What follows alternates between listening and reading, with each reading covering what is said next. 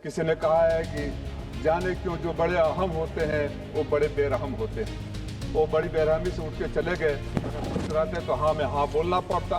तो ये लाइसेंस मिला है क्या? खाली बीजेपी के लोग बोलेंगे। सच्चाई बर्दाश्त नहीं होती, नहीं सच्चाई बर्दाश्त नहीं होती। मैडम आपने सुना 370 पर पास हो रही थी, चाइना और पाकिस्तान पर पास हो रही थी। इसलिए आईना दिखाता हूँ तो इनको झेल नहीं पाएंगे। आईना ये है कि माफिया काम कर रहा है, सत्ता के संरक्षण में काम कर रहा है, सरकार के संरक्षण में काम कर रहा है, पैसा नीचे से ऊपर पहुंचता है। और यकीन ना हो तो मैं चुनौती देता हूं माननीय मंत्री जी को, चलिए हमारे साथ बनारस प्रधानमंत्री के इलाके में देखिए।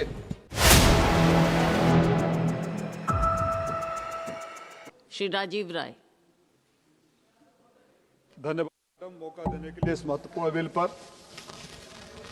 मैडम, सबसे पहले ये कहना चाहता हूं कि मैं गुटखा सेवन के पक्ष में बिल्कुल नहीं हूं। महात्मा गांधी ने कहा था कि नशे की कोई भी चीज मन शरीर दोनों को नुकसान पहुंचाती है, इंसान को सोचने समझने की शक्ति को कम करती है और उसके अंतरात्मा को भी कमजोर कर देती है। इस बात से मैं पूरी तरह सहमत हूं और शायद यही वजह है कि मैंने अभी अपनी व्यक्तिगत जिंदगी में आज तक शराब, सिगरेट, पान, गुटखा का सेवन नहीं किया। इसे थोड़ी जोर से बोल सकता हूं कि आगे वाली लाइन क्या है। ये सही है, लेकिन इसके साथ एक और भी सच है कि लगभग 4.5 लाख करोड़ लोग इसी उद्योग से कहीं न कहीं, कोई छोटे व्यापारी है, कोई ट्रांसपोर्टेशन वाला है, कोई पैकेजिंग है, कोई किसान है, जुड़े हुए हैं। तो जब हम इस तरह का कोई कानून बनाते हैं तो ये भी देखने की जरूरत है कि इसका असर उन करोड़ों परिवारों पर न पड़े। मैडम, सेस किसी समस्या का समाधान नहीं है और सेस को स्वास्थ्य से जोड़ना, सेस को आंतरिक सुरक्षा से जोड़ना, तो हमारी आंतरिक सुरक्षा गुटखे के सेस से अगर डिपेंड हो जाएगी तो भगवान ही मालिक है। हमारे इनकम टैक्स से 4% हेल्थ और एजुकेशन का तो लगता है, तो फिर ये सेस क्यों? और सेस में ये भी स्पष्ट नहीं है कि कितना हेल्थ में जाएगा, कितना आंतरिक सुरक्षा में जाएगा। कैग की रिपोर्ट बोलती है, समाजवादी पार्टी है, विपक्ष की नहीं, कि 3,70,000 करोड़ रुपए सेस के अभी तक ट्रांसफर नहीं हुए। पिछले 6 सालों में 48,000 करोड़ रुपए कैग के अनुसार माध्यमिक और उच्च शिक्षा के मद में ट्रांसफर नहीं हुए हैं। 37,000 करोड़ रुपया स्वास्थ्य के लिए जो ट्रांसफर करना था वो ट्रांसफर नहीं हुए हैं। आप जो अभी तक पैसा इकट्ठा किया है उसको ट्रांसफर नहीं करते हैं।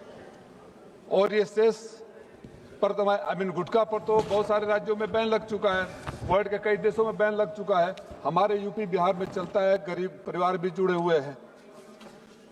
और अगर आप बड़ी ईमानदारी से स्वास्थ्य को मजबूत करना चाहते हैं तो मैडम मैं आपसे निवेदन करूंगा, बोलने से पहले हमारे पूर्वांचल के ही माननीय सांसद जी चेयर पर थे, पूर्वांचल की मंत्री जी भी बैठी हुई थी, तो मुझे लगा कि जो बोलने जाऊंगा उन बातों से वो भी सहमत होंगी, लेकिन शायद वो अपने अंतरात्मा को बोझ तले दबा नहीं सकते, सच सुन नहीं सकते, आईना देख नहीं सकते, इसलिए उठ कर चले गए। किसी ने कहा है कि जाने क्यों जो बड़े अहम होते हैं वो बड़े बेरहम होते हैं। वो बड़ी बेरहमी से उठ के चले गए, रहते तो हाँ में हाँ बोलना पड़ता। स्वास्थ्य का हाल ये है कि पूर्वांचल के खास तौर से जिस हम इलाके से आते हैं, अब स्वास्थ्य सुरक्षा की बात करते हैं। आयुष्मान कार्ड मैं कई बार बोल चुका, जिन परिवारों में 6 लोग से कम है उनका आयुष्मान कार्ड नहीं बनता है। 5 लाख रुपया तक उसका लिमिट है। जिस परिवार को में गंभीर बीमारियां हो जाए, उदाहरण के लिए कैंसर, मैंने स्वास्थ्य पिछले बजट में भी बोला था कि कैंसर के मरीज खास तौर से, और हमारे यहाँ जो आर्सेनिक वाटर है उसके वजह से जो मरीज बन रहे हैं, कैंसर जो बढ़ रही है, पूर्वांचल में जाइए, हमारे यहाँ का छोड़ दीजिए, माननीय प्रधानमंत्री जी के बनारस में जाइए, बीएचयू के सामने और टाटा के सामने सड़कों पर कैंसर के मरीज पड़े होंगे। मैंने अपने बाप को खोया है मैडम, उनको गले का कैंसर हो गया था, उनको लेकर बनारस के अस्पतालों में गया, बेंगलोर तक के अस्पतालों में गया, 1-1 लाख रुपए का इंजेक्शन विदेश से मंगा के लगाना पड़ता था। तो जिन परिवारों में कैंसर जैसी बीमारी हो जाती है उनकी सुरक्षा का, तो जो स्वास्थ्य सुरक्षा का पैसा ही आप नहीं दे रहे हैं, इसका जो पहले का बकाया है, तो उनके बारे में चिंता कौन करेगा? अगर स्वास्थ्य के प्रति मैडम आप निश्चित रूप से चिंतित है तो जो हमारे जैसे प्रदेश, उत्तर प्रदेश में स्वास्थ्य माफिया काम कर रहा है, जहाँ कब सिर्फ पिलाकर बच्चों को मार दिया जा रहा है, 1 साल तक वो महिला भटकती रही, FIR दर्ज नहीं हुआ, ऐसे विषयों पर कौन सोचेगा? खाली टैक्स लेने के लिए अगर आप स्वास्थ्य की बात करते हैं, आप अस्पतालों में चले जाइए। मैंने अपने लोकसभा में दिशा के बैठक में उठाया, हमारा यहाँ 1 महीना में 4-5 महिलाओं की मौत हो गई। फर्जी डॉक्टर इलाज करते हैं, बोर्ड लगा दिया जाता है क्योंकि किसी का संरक्षण प्राप्त है। दिल्ली में बड़े बड़े डॉक्टरों का नाम लिख दिया जाता है और सड़क छाप डॉक्टरों से इलाज करा दिया जाता है। जब मैंने आवाज उठाई दिशा के बैठक में तो छापे मारे जाने लगे, पैरासीटामॉल बेचने वालों को उठा के बंद किए जाने लगे। और आज भी शिक्षा माफिया, स्वास्थ्य माफिया के संरक्षण में फर्जी दवाएं बिक रही है, फर्जी अस्पताल चल रहे हैं, फर्जी नर्सिंग होम चल रहे हैं। जब आप अस्पतालों का परमिशन देते हैं, लाइसेंस देते हैं, तो स्पेशलिस्ट कौन होगा, डॉक्टर कौन होगा, वो भी क्या स्वास्थ्य सुरक्षा से जुड़ा हुआ नहीं है, उसका ध्यान नहीं करते। तो जो स्वास्थ्य माफिया उत्तर प्रदेश में और बिहार जैसे राज्यों में काम कर रहा है, उसको तोड़ने की जरूरत है। जो पैसा है वो प्रारंभिक जो लिया गया था, सेस का पैसा प्रारंभिक शिक्षा में था, माध्यमिक शिक्षा के लिए था, वो पुराने पैसे अभी तक नहीं गए हैं, राज्यों को नहीं मिले हैं। और हालात क्या थे? हमारे यहाँ स्कूलों को बंद करने का पेयरिंग के नाम पर 5-5 किलोमीटर दूर स्कूल कर दिए गए। अरे जो पहले बोल रहे थे उनको भी मना कर दिए होते। पहले वो 370 पर चले गए बीजेपी के, तो ये लाइसेंस मिला है क्या? खाली बीजेपी के लोग बोलेंगे। सच्चाई बर्दाश्त नहीं होती, नहीं सच्चाई बर्दाश्त नहीं होती। मैडम आपने सुना 370 पर बहस हो रही थी, चाइना और पाकिस्तान पर बहस हो रही थी। इसलिए आईना दिखाता हूं तो इनको झेल नहीं पाएंगे। आईना ये है कि माफिया काम कर रहा है, सत्ता के संरक्षण में काम कर रहा है, सरकार के संरक्षण में काम कर रहा है, पैसा नीचे से ऊपर पहुंचता है। और यकीन ना हो तो मैं चुनौती देता हूं माननीय मंत्री जी को, चलिए हमारे साथ बनारस प्रधानमंत्री के इलाके में देखिए। आप आंतरिक सुरक्षा को उससे जोड़ रहे हैं, आंतरिक सुरक्षा को जोड़ रहे हैं। यह भी एक बीमारी है, सेस के पैसे से ठीक नहीं होगा। मैडम आप बुद्धिजीवी हैं, दयालु है, मैं आपसे निवेदन करूंगा, इस टैक्स को तो सिन टैक्स भी कहा जाता है दुनिया भर के देशों में। इस टैक्स की कुछ टेक्निकलिटी है। अब आप इसको मशीन के पैकेज जितना उत्पादन करेंगे, जितने घंटे चलेंगे उस पर लेंगे।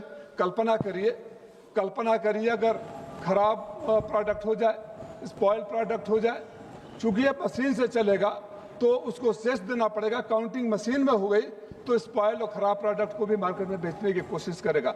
ये कितना खतरनाक सिनेरियो होगा, इसके बारे में किसी ने सोचा है? जो पैसा बोलने दीजिए मैडम, हम है घंटों अभी शिवसेना के साथी बोले, हम इनके पार्टनर नहीं तो अधिकार हमको भी मिलता है, हमारी ज्यादा है। मैं सेस के पैसे के आंतरिक सुरक्षा से जोड़ने का खिलाफ हूं। हमारी सुरक्षा गुटखा और शराब के पैसे पर खाली डिपेंड नहीं होनी चाहिए। देश की सुरक्षा के लिए, आंतरिक सुरक्षा के लिए जितना आपको टैक्स लगाना है लगाइए। नेताजी कहा करते थे, माननीय मुलायम सिंह यादव जी कहा करते थे, राष्ट्रीय सुरक्षा सर्वोपरि। आप टैक्स लगाइए, लेकिन टैक्स का पैसा लेकर आप अपने यहाँ रख ले, राज्यों को न मिले। उत्तर प्रदेश जैसे राज्यों में सबसे ज्यादा गुटखा आता है, बिहार जैसा आता है, पूरा पैसा वहां जाए। आप ऑडिट करवाइए कि अगर आपने स्वास्थ्य सुरक्षा के नाम पर लिया है, आंतरिक सुरक्षा के नाम पर लिया है, तो अस्पतालों की सुविधा बदली है कि नहीं बदली। मेरे यहाँ जमीन है, मैं पहली बार से मांग कर रहा हूँ, एक कैंसर का अस्पताल खोल दीजिए, टैक्स लगवा दीजिए। हमारे यहाँ कैंसर का अस्पताल खोल दीजिए, वो निशिकांत दुबे जी कहाँ से भी लोग आ जाएंगे। एम्स की बातें हो रही थी ना, अभी बता रहे थे एम्स। मैं चुनौती देता हूँ, 1,10,000 MBBS सीटें बढ़ा दी गई। MBBS को कौन पढ़ाता है? MD पढ़ाता है, MS पढ़ाता है। आपने फैकल्टी नहीं बढ़ा दिए। प्रधानमंत्री जी से फीता कटवा देते हैं, प्रधानमंत्री जी से उद्घाटन करवा देते हैं। जाइए तो कमरे में दरवाजे तक नहीं, डॉक्टर की बात तो दूर है। मैंने और तो और मैडम, हालत उस हद तक चला गया है कि जो सदन में सवाल उठते हैं, जो मैं आपको सबूतों के साथ दूंगा, जो जीरो आवर में सवाल उठते हैं, उसके फर्जी जवाब दिए जाते हैं। उसके तथ्य है, मैं उसको अलग से प्रिविलेज मोशन में लाऊंगा कि जो वहाँ डॉक्टर नहीं वहाँ के भी डॉक्टर लिख देते हैं। अतः मैं आपसे अनुरोध करता हूँ, कंक्लूड कर रहा हूँ कि उत्तर प्रदेश जैसे राज्य में जहाँ कफ सिरप को सत्ता से संरक्षण मिलता है, उसको तोड़िए। जहाँ चिकित्सा माफिया है उसको तोड़िए। जो फर्जी डॉक्टर्स के नाम पर पैसे लेकर अस्पताल चलवाया जाता है उसको तोड़िए, तब स्वास्थ्य सुरक्षा होगी। गुटखे के पैसे से स्वास्थ्य सुरक्षा आप नहीं कर पाएंगे। जब देश का स्वास्थ्य ठीक नहीं रहेगा तो आंतरिक सुरक्षा ऐसे ही खत्म हो जाएगी। धन्यवाद आपने बोलने का मौका दिया। तनुजा रानी जी।